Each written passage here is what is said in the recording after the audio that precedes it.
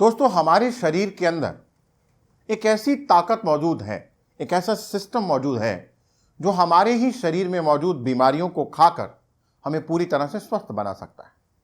चाहे वो बीमारियां हैं या किसी भी तरह की ब्लॉकेज है, किसी भी तरह के टॉक्सिन्स हैं, किसी भी तरह का बैक्टीरिया, वायरस है या शरीर के अंदर ही मौजूद डेड सेल्स हैं।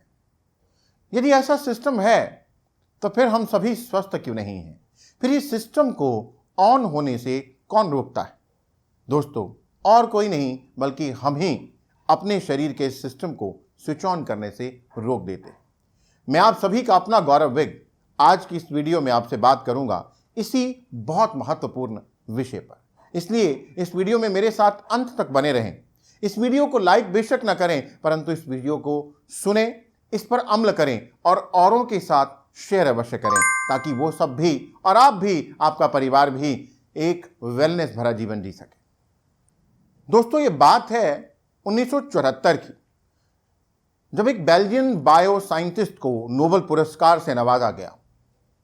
उस साइंटिस्ट ने तब पाया कि जब वो इलेक्ट्रॉन माइक्रोस्कोप से एक सेल का अध्ययन कर रहा था तो सेल के अंदर उन्होंने एक रिसाइक्लिंग कंपाउंड पाया, और उसके अंदर जब देखा तो लाइसोजोल को पाया, और लाइसोजोल के अंदर अनेकों प्रकार के एंजाइम्स पाए जो लगभग 50 से भी ज़्यादा थे, बिल्कुल हमारे पेट की तरह।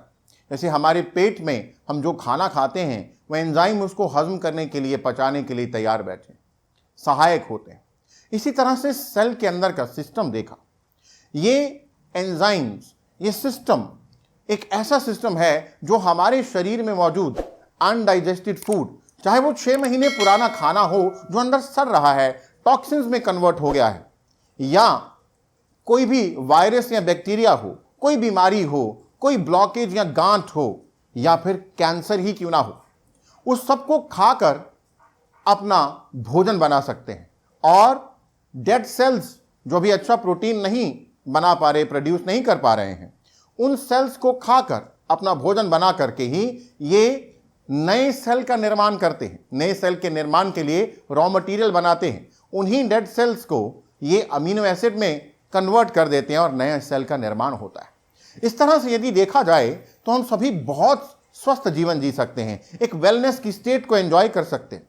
दोस्तों, यदि सब हमारे ही शरीर में मौजूद है तो सोचने वाली बात यह है कि इसको रोकता कौन है? हम ही रोकते हैं। दोस्तों, हमारे शरीर के सिस्टम को एक नाम दिया गया और वो नाम है ऑटोफैजी। ऑटो यानी सेल्फ और फैजी यानी टू ईट, यानी खुद के अंदर का सिस्टम जो हमारे ही अंदर की इन बीमारियों को, टॉक्सिन्स को खा सकता है। दोस्तों, यहां पर मैं नाम लूंगा डॉक्टर योशिनोरी ओशुमी का, जो जापान के एक साइंटिस्ट हैं, एक सेल बायोलॉजिस्ट हैं, जो टोक्यो इंस्टीट्यूट ऑफ टेक्नोलॉजी में काम करते हैं। इन्होंने बताया और 2016 में बताया, ये जो मैं बात कर रहा हूं ये नोबेल प्राइज विनिंग थ्योरी के ऊपर बेस्ड है। उन्होंने 2016 में बताया कि हम ही अपने सिस्टम को मार लेते हैं, बंद कर देते हैं। कैसे बंद कर देते हैं? खाना खा खा कर। इसका अर्थ ये नहीं कि हम खाना नहीं खाएं, परंतु खाने का सिस्टम है जो डॉक्टर योशिनोरी ओशुमी ने तो अब बताया, परंतु हमारे एंसेस्टर्स ने, ऋषि मुनियों ने बहुत पहले बता दिया। तो आज मैं आप सबको वहीं ले जा रहा हूं, उसी विज्ञान से कनेक्ट कर रहा हूं, और आपके अंदर का ये स्विच जो है ये इस वीडियो के अंत तक ऑन कर दूंगा, ये मेरा वादा है, और आप सब जिएंगे एक सेहत भरा जीवन। दोस्तों, पहले ये जान लेते हैं कि अगर ये सिस्टम हमारे शरीर में ऑन नहीं है, क्योंकि कुछ एक लोगों ने तो पूरे जीवन में ये सिस्टम ऑन नहीं किया, एक भी दिन के लिए नहीं चला, तो हमारे शरीर में क्या क्या बीमारियां हो सकती हैं? Type 2 diabetes, age related issues, Alzheimer, Parkinson, यहां तक कैंसर, ला इलाज बीमारियां कही जाने वाली बीमारियां। वैसे तो कोई भी बीमारी ला इलाज नहीं है, सिर्फ मेडिकल साइंस ने अभी तक उसका इलाज नहीं खोजा है। वो उस पर खोज कर रहे हैं, अभी तक वहां नहीं पहुंचे हैं। परंतु हमारे शरीर के अंदर बैठा ये सबसे बड़ा डॉक्टर, जो उसके इलाज जानता है, चाहे वो कोई भी बीमारी है, उसको कोई भी नाम दे दीजिए, उसका इलाज मौजूद है नहीं है, परंतु हमारे शरीर के अंदर ये जो सिस्टम है, जिसे ऑटोफैजी कहा जाता है, ये किसी भी बीमारी को खाकर खत्म कर सकता है।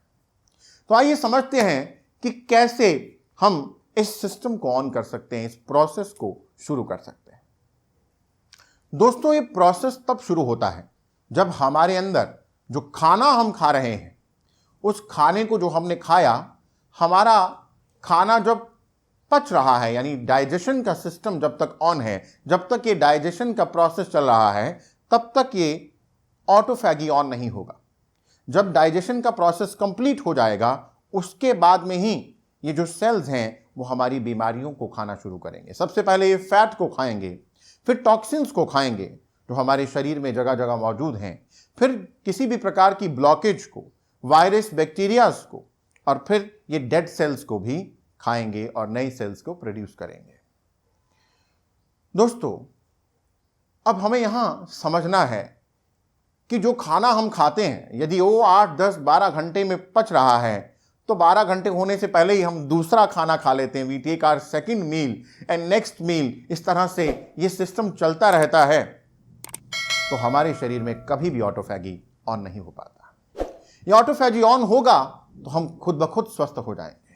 हमारे शरीर में खुद बीमारियों को खत्म करने का ये तंत्र मौजूद है, परंतु हमने पूरा जीवन शायद इसको कभी ऑन ही नहीं किया, कभी प्रयोग ही नहीं किया। इसीलिए कहते हैं कि ये बीमारी हो गई, ये बीमारी हो गई। छोटी छोटी उम्र में लोगों को डिप्रेशन, एंजाइटी, माइग्रेन, डायबिटीज जैसी बीमारियां हो रही हैं। क्यों हो रही? क्योंकि हमारा भोजन किस प्रकार का हो गया है, जिसको हजम करने में हमारे शरीर को 24 घंटे, कई बार तो 24 घंटे से भी ज़्यादा लग जाते हैं। अगर हम फल खाते हैं तो 1 से 2 घंटे में फल डाइजेस्ट हो जाते हैं।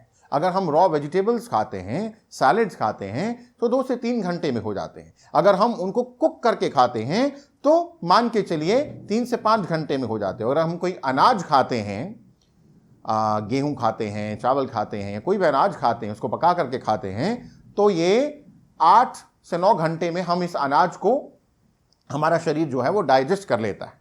परंतु अगर हम कोई एनिमल प्रोटीन लेते हैं तो 12 घंटे के आसपास का समय लगता है हमारे शरीर को, हमारे पाचन तंत्र को उसको पचाने में। और अगर आपने एनिमल मीट ले लिया तो 24 घंटे से भी कहीं ज़्यादा समय लगता है उसको हजम करने में। अब ये आप पर निर्भर करता है कि आप कौन सा खाना खा रहे हैं, और उसके हजम होने से पहले ही आप दूसरा खाना अंदर डाल देते हैं।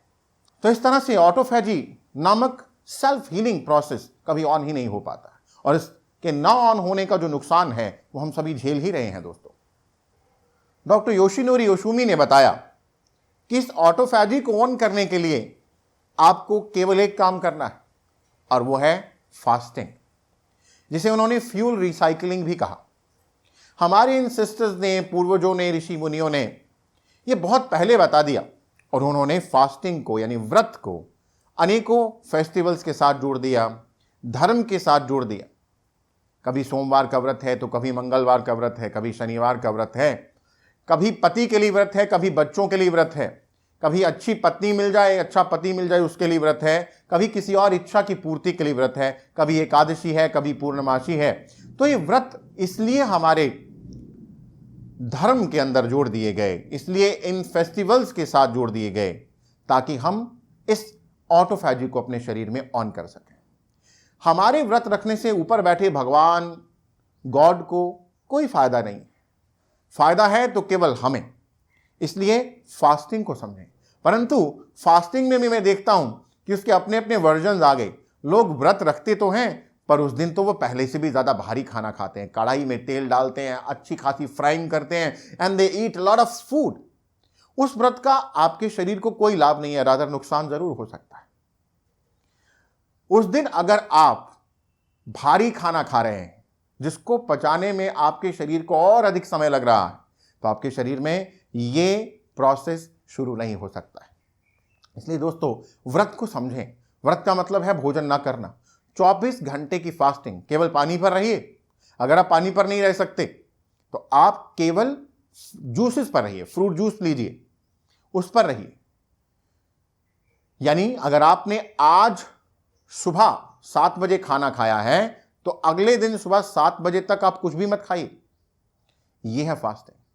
अगर आप हफ्ते में 1 दिन ऐसा कर सकते हैं तो कमाल हो जाएगा। अगर हफ्ते में 1 दिन नहीं कर सकते तो 15 दिन में एक बार करिए, नहीं तो महीने में एक बार करिए, और यदि आप नहीं कर सकते तो 3 महीने में एक बार जरूर करिए। दोस्तों, आपका स्वास्थ्य आपके हाथ में है।